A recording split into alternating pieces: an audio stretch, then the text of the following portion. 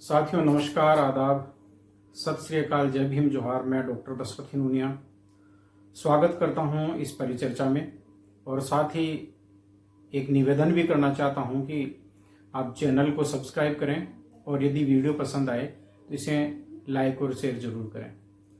और अब चर्चा शुरू करते हैं साथियों।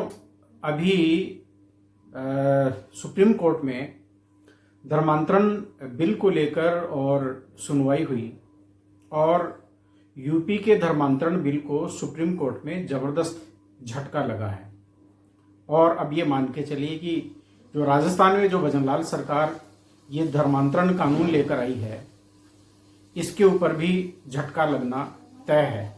हालांकि सुप्रीम कोर्ट के द्वारा जो फैसला दिया गया है उसमें वो कौन कौन से बिंदु और प्रावधान थे जिनको आधार बनाकर और इस मामले में यूपी जो सरकार है, जो योगी की जो सरकार है, उसको यानी कि एक तरह से झटका दिया गया है। आज इसी बिंदु के ऊपर हम जो है वो आपसे चर्चा है वो करेंगे। साथियों, बात यह है कि 17 अक्टूबर 2025 को सुप्रीम कोर्ट का एक महत्वपूर्ण निर्णय आया है और ये मामला था Rajendra Bihari Lal and others versus state of Uttar Pradesh. इसमें जो है जो जज यानी यानी कि एक तरह से बेंच में ये मामला गया था वो थे जस्टिस JB पारदीवाला एवं जस्टिस मनोज मिश्रा। और इसका यानी कि एक तरह से फैसला 17 अक्टूबर 2025 को आया है। लेकिन चर्चा में यानी कि एक तरह से आज आपसे यानी कि एक तरह से कर रहा हूं क्योंकि इससे पहले भी मैं इसके ऊपर अपना एक वीडियो बना चुका हूं। आपको जो है इसमें यानी कि एक तरह से अभी आपको इसका जो है वो लिंक है वो मिलेगा।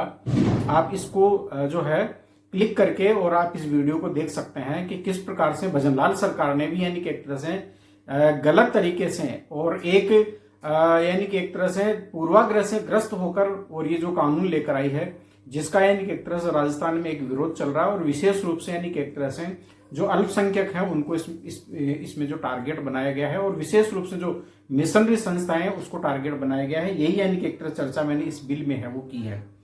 अब यानी कि एक तरह से हम उस बिल की उस कानून की पृष्ठभूमि के बारे में बात करते हैं जो उत्तर प्रदेश में लाया गया था और उस फैसले के संदर्भ में बात करते हैं जो कि यानी कि एक तरह से सुप्रीम कोर्ट ने यानी कि एक तरह से उनके खिलाफ वो फैसला दिया है। उत्तर प्रदेश सरकार ने 2021 में अवैध धर्मांतरण निषेध अधिनियम पारित किया था, जिसका उद्देश्य जबरन, धोखे से, प्रलोभन या विवाह के माध्यम से धर्म परिवर्तन रोकना बताया गया था। समय के साथ इस अधिनियम के तहत कई राज्य के कई हिस्सों विशेषकर फतेहपुर, कुशीनगर और ललितपुर में कई FIR दर्ज की गई। इन FIR में आरोप लगाया गया था कि कुछ ईसाई मिशनरियों और सामाजिक कार्यकर्ताओं ने लोगों को धोखे से या प्रलोभन देकर ईसाई धर्म अपनाने को कहा था। यानी इस प्रकार के आरोप है वो उनके ऊपर लगाए गए थे। याचिकाकर्ताओं ने सुप्रीम कोर्ट में अपील दायर की कि इन FIR में ठोस साक्ष्य नहीं है, वे लोग सामाजिक या धार्मिक सभाएं कर रहे थे, धर्मांतरण नहीं। कानून का उपयोग उत्पीड़न के औजार के रूप में किया जा रहा है। और ये बात भी सत्य है कि आप जिस प्रकार से आजकल सोशल मीडिया के ऊपर आप देख रहे होंगे कि जो अल्पसंख्यक वर्ग यानी जैसे चर्च में यानी कि एक तरह से कोई प्रार्थना सभा चल रही है, हर संडे को यानी कि एक तरह से उनका सिस्टम है, प्रार्थना सभाएं की जाती है। वहां पर किस प्रकार से यानी कि एक तरह से जो है उत्पाती जो लोग हैं उनको परेशान करने के लिए वहां पर यानी कि एक तरह से घुस जाते हैं और वहां पर उनको प्रताड़ित करते हैं और यहाँ तक कि यानी कि एक तरह से मारपीट, गाली गलौज और उनके सिस्टम को जो है वो भी यानी कि एक तरह जो डिस्टर्ब करने का काम है वो करते हैं। ये आप हम सबके सामने है कि ये कौन लोग कर रहे हैं और क्या इन लोगों को सरकार का या फिर संस्थाओं का यानी कि एक तरह से जो है समर्थन भी हासिल है।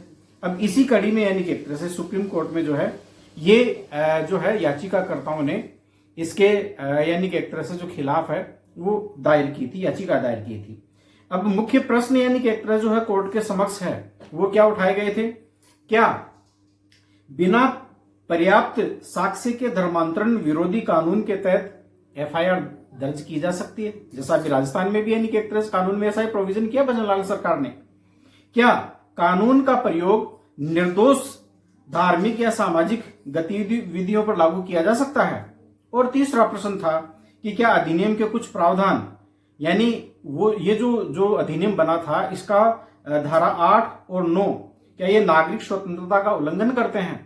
तो इस आधार पर यानी कि एक तरह से जो है इसको जो है वो चुनौती दी गई और ये मुख्य यानी कि एक तरह से जो है प्रश्न है वो कोर्ट के समक्ष थे।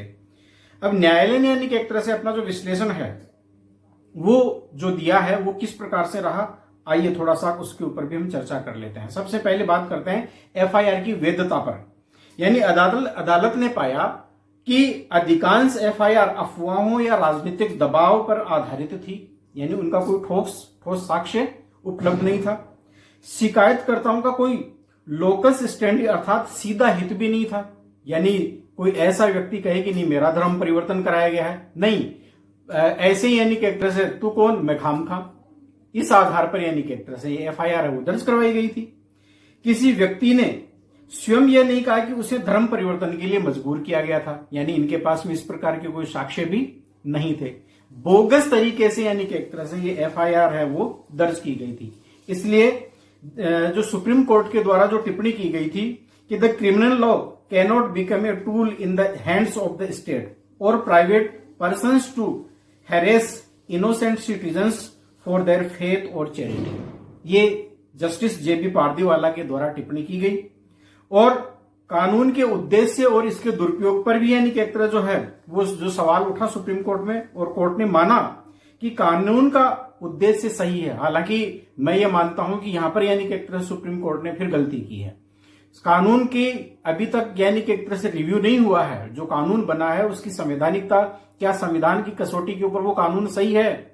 बिल्कुल नहीं है, क्योंकि संविधान का अनुच्छेद आपको 25 से 28 तक धार्मिक स्वतंत्रता प्रदान करता है। अनुच्छेद 14 आपको जो है सब प्रकार की यानी कि एक तरह से आपको समानता का अधिकार प्रदान करता है, समान अधिकार देता है। अनुच्छेद 15, अनुच्छेद 16, अनुच्छेद 17 इनका यानी कि एक तरह से स्पष्ट रूप से उल्लंघन है। अनुच्छेद 19, अनुच्छेद 21 इन कानूनों को बनाते समय इनका पूरी तरह से वॉयलेशन हुआ है। इसलिए यहां पर सुप्रीम कोर्ट को इस प्रकार की टिप्पणी नहीं करनी चाहिए थी। लेकिन खैर ये कहा गया कि उन्होंने यानी कि एक तरह से कानून को अवैध नहीं कहा। जबरन धर्मांतरण रोकना, लेकिन उसका दुरुपयोग व्यापक स्तर पर हुआ है। पुलिस ने बिना पर्याप्त जांच के मामलों को दर्ज किया। कोर्ट ने कहा कि सामाजिक कार्य या दान कार्य को धर्मांतरण नहीं कहा जा सकता। इस संदर्भ में जस्टिस मनोज मिश्रा ने क्या कहा? चैरिटी, कंपैशन एंड सर्विस आज वर्च्यू नॉट क्राइम्स। ये जो है वो जस्टिस मनोज मिश्रा के द्वारा कहा गया। संविधान और व्यक्तिगत स्वतंत्रता के संदर्भ में यानी कि एक तरह सुप्रीम कोर्ट ने क्या कहा? न्यायालय ने अनुच्छेद 25 अर्थात धर्म की स्वतंत्रता, अनुच्छेद 19 अभिव्यक्ति की स्वतंत्रता, अनुच्छेद 21 निजता का अधिकार का हवाला दिया। अदालत ने कहा कि धर्म परिवर्तन करने या न करने का अधिकार व्यक्ति का मौलिक अधिकार है, जब तक उसमें दबाव या धोखा शामिल न हो। ये तो बात संविधान करता है, लेकिन वहां पर यानी कि एक तरह से वो जो टिप्पणी है वो आज यानी कि एक तरह मेरी नजर में वो अभी भी अनुत्तरित है। Freedom of conscious includes the right to changes one's belief as well as the right not to disclose it to the state. Justice Pardiwala, यानी इस संदर्भ में यानी कि एक तरह से जो है ये उनका जो है वो एक तरह से कमेंट था। अब निर्णय है वो क्या आया है? जो निर्णय आया है वो ये है कि फतेहपुर में 5 इस प्रकार की बोगस एफआईआर दर्ज की गई थी, उनको रद्द कर दिया गया। इसके अलावा और भी बहुत सारी एफआईआर हैं। इस संदर्भ में यूपी पुलिस को निर्देश दिया गया कि भविष्य में ऐसे मामलों में सबसे पहले साक्ष्यों की प्राथमिक जांच करे और मजिस्ट्रेट की अनुमति से ही एफआईआर दर्ज करे। यानी कोई भी व्यक्ति आए और एफआईआर दर्ज करवा जाए, इस प्रकार की एफआईआर आगे से दर्ज नहीं की जानी है। अब राज्य सरकार ने यानी कि एक तरह संदर्भ में क्या कहा कि अधिनियम की धारा 8 व 9 की समीक्षा करे, क्योंकि वे अत्यधिक हस्तक्षेपकारी है। अदालत ने स्पष्ट कहा कि यह फैसला कानून को रद्द नहीं करता, परंतु उसके दुरुपयोग को सीमित करता है। यानी सीमित करने की बात अब कही गई है, हालांकि इसको पूरी तरह से रद्द करने की बात हो सुप्रीम कोर्ट ने नहीं कही है। लेकिन यदि इसके ऊपर यदि सुनवाई हो और इन तथ्यों को अगर जांचा जाए तो निश्चय आप मान के चलिए कि ये जो कानून है वो पूरी तरह से यानी कि एक तरह से संविधान के खिलाफ है और भारतीय नागरिकों को प्राप्त जो इसके फंडामेंटल राइट्स है संविधान के भाग 3 में उल्लिखित है, ये उनके बिल्कुल यानी कि एक तरह से खिलाफ है। तो अंततः यानी कि एक तरह से ये जो निर्णय है वो धार्मिक स्वतंत्रता की दिशा में एक महत्वपूर्ण कदम है, वो माना जा सकता है। सुप्रीम कोर्ट ने संकेत दिया कि राज्य के नागरिकों को अंतःकरण में दखल देने का अधिकार नहीं है। इस फैसले को फेथ एंड फ्रीडम वर्डिक्ट के नाम से जाना जा रहा है और कई मानवाधिकार संगठनों और वकीलों ने इसे संवैधानिक स्वतंत्रता की जीत भी कहा है।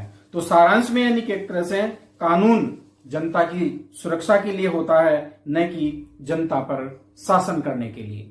तो साथियों, इस आज यानी कि एक तरह से इस टॉपिक के ऊपर आज की चर्चा इतनी ही। लेकिन मैं एक बार पुनः आपसे अपील करना चाहता हूं, यदि आप वीडियो पसंद आया है तो आप इसे लाइक और शेयर करें और चैनल को सब्सक्राइब करना बिल्कुल न भूलें। और एक अंतिम अपील, यदि आप संविधान, सत्य, विज्ञान, मानवता, मानव अधिकार और अंतर्राष्ट्रीय कानून, cosmic humanism, Ambedkarism, equality, liberty, fraternity और जस्टिस और ज्ञान विज्ञान मानवता में आप विश्वास करते हैं तो आप हमसे जुड़े, हमारी पार्टी से जुड़े और जिस रूप में भी आप पार्टी को तन मन धन से मदद दे सकते हैं वो देने का प्रयास जरूर करें। बहुत बहुत धन्यवाद हमसे जुड़ने के लिए।